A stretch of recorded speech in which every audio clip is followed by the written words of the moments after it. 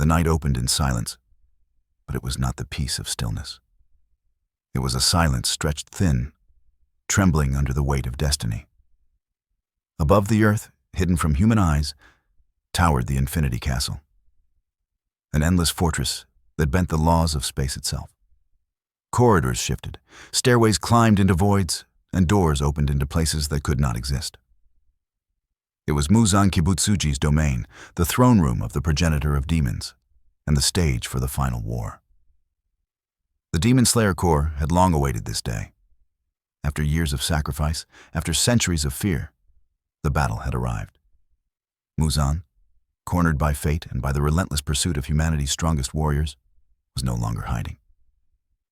The Infinity Castle itself had been summoned, and the Slayers, drawn inside, found themselves in the belly of the beast.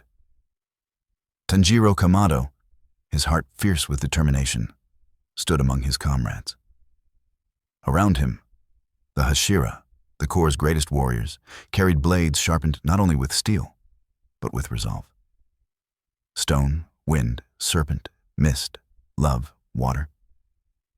Each one scarred by loss, each one burning with a final, unshakable purpose. No one doubted what awaited them. Tonight, they would face the most powerful demons alive. Tonight, lives would be lost. But tonight also carried the promise of freedom, should they endure until dawn. Without warning, the castle groaned and shifted. Floors shattered, stairways twisted, walls split open, scattering the demon slayers into separate corners of the infinite maze. Muzan's first cruelty was isolation. Each warrior would have to carve their own path through despair, alone against the most formidable of foes.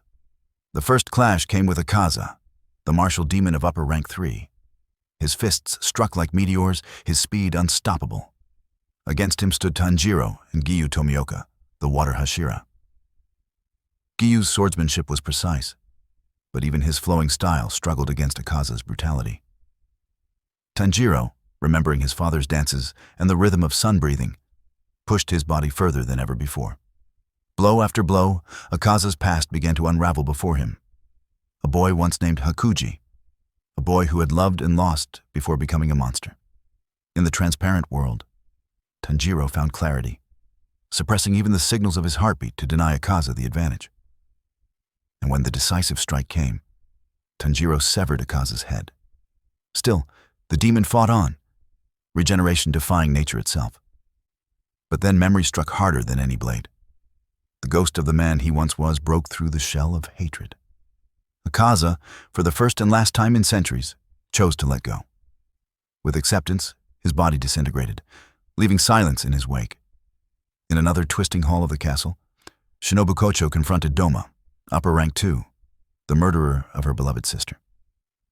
The air froze with his every move, snow and ice spreading like death. Shinobu's strikes were lightning fast, each one imbued with poison designed to eat away at him. She fought with the brilliance of her mind, using every advantage her small frame could give her. But Doma, mocking and cruel, was resilient. He overwhelmed her, and in the final clash, Shinobu was consumed. Yet her death was no defeat. She had laced her body with so much wisteria poison that it weakened Doma from within, softening the beast for the battle to come. When Kanao and Inosuke arrived, they carried Shinobu's will with them. Their blades cut through Doma, avenging their fallen comrade and ending the reign of one of Muzan's cruelest creations. Elsewhere, the mist Hashira, Muichiro Tokito, was locked in combat with Kokushibo, the dreadful upper rank 1. Kokushibo was more than a demon. He was a swordsman whose skill had transcended centuries, and he bore the cursed memory of once being the twin brother of Yoriichi Tsugikuni, the greatest slayer who had ever lived.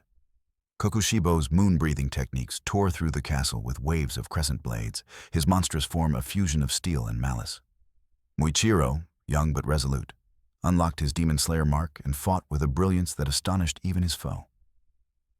But against Kokushibo's centuries of mastery, Muichiro could not endure. He fell, but not without leaving wounds deep enough to weaken the monster. The battle carried on with Sanemi, Gyomei, and Genya joining the fray, and though victory was won, it came at the heaviest cost. Muichiro and Genya perished, their sacrifice carved into the foundation of the Corps' final push.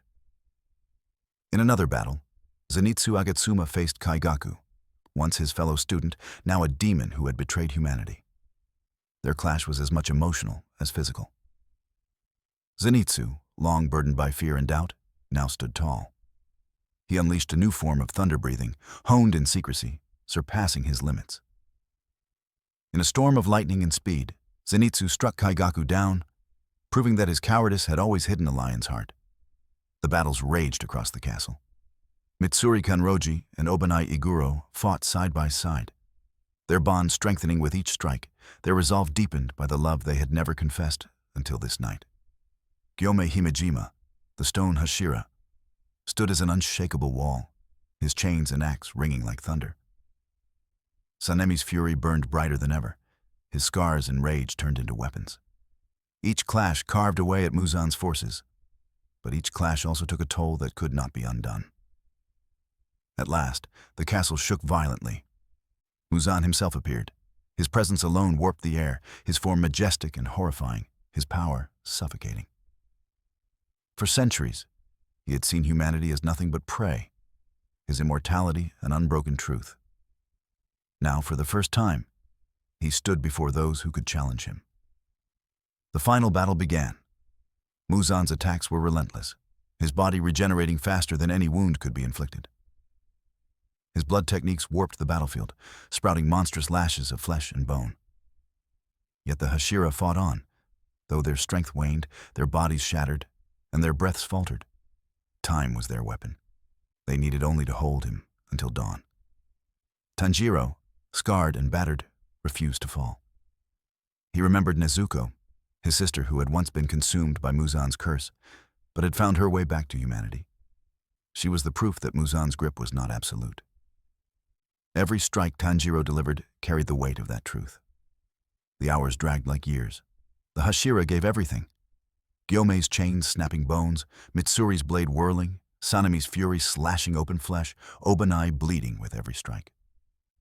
One by one, they fell to exhaustion and wounds, but none stopped fighting. The sky lightened. Muzan's desperation grew. He stretched his body, mutated into a vast, monstrous form, clawing at the earth to escape the dawn. But the slayers pinned him down. Every second was bought with blood.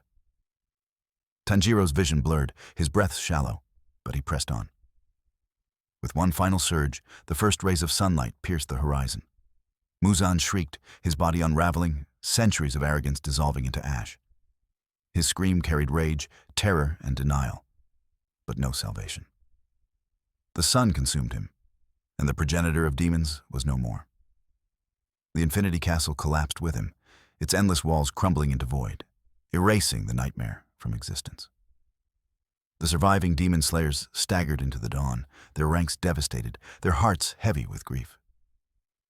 Yet in the silence that followed, hope finally bloomed. Tanjiro, barely alive, felt Nezuko's warm hand in his. She was human again, her eyes clear, her soul free. The price had been terrible, the sacrifices uncountable. But the night was over. Humanity, for the first time in centuries, was free of Muzan's shadow. And so ended the story of the demon slayers, not in despair, but in light, with the promise that even in the deepest night, the flame of humanity would never be extinguished.